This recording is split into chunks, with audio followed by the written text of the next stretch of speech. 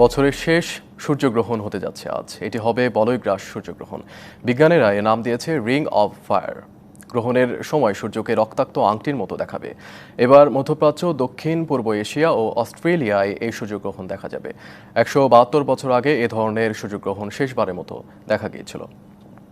আকাশ পরিষ্কার থাকলে সকালে বাংলাদেশ থেকে বলয়গ্রাস সূর্যগ্রহণ আংশিক দেখা যাবে। এটি শুরু হবে সকাল 8:30টায়, তবে কেন্দ্রীয় গ্রহণ শুরু হবে 9:36 এই সময় চাঁদ ধীরে ধীরে সূর্যের সামনে এসে ঢেকে ফেলবে। এই সূর্যগ্রহণ পর্যবেক্ষণ করতে ক্যাম্পের আয়োজন করেছে আগারগাঁওয়ের জাতীয় বিজ্ঞান ও প্রযুক্তি জাদুঘর কর্তৃপক্ষ। সকাল 8টা থেকে জাদুঘরের ছাদে 2টি করোনাডো সোলার টেলিস্কোপ দিয়ে আংশিক সূর্যগ্রহণ দেখার ব্যবস্থা থাকবে।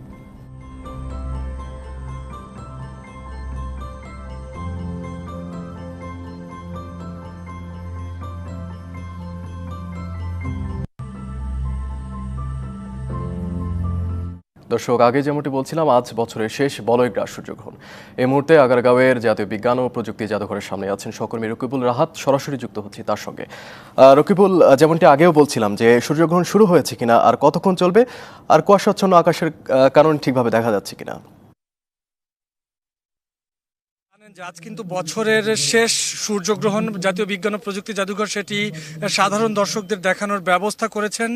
আপনি জিজ্ঞেস করছিলেন যে হ্যাঁ, ইতোমধ্যে কিন্তু যে চাঁদের যে অংশটি সেটি কিন্তু সূর্যকে তারা বলছেন যে ফার্স্ট টাচ, সেটি কিন্তু ইতোমধ্যে করছে। আমরা এই মুহূর্তে বিজ্ঞান ও প্রযুক্তি জাদুঘরের সিনিয়র কিউরেটরের সাথে কথা বলে আসলে সূর্যগ্রহণ সম্পর্কে আমি জানতে চাবো আপনার কাছে।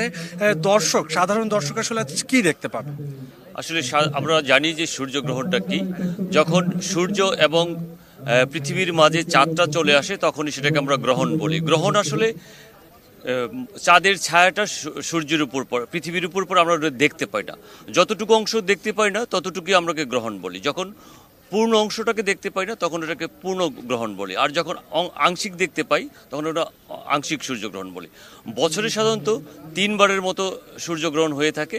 সে কারণে এবছর যেহেতু ডিসেম্বরে আমরা শেষ প্রান্তে দাঁড়িয়ে আছি, সে কারণে বলছি যে এটা হচ্ছে এবছরের শেষ সূর্যগ্রহণ। ধন্যবাদ আপনাকে।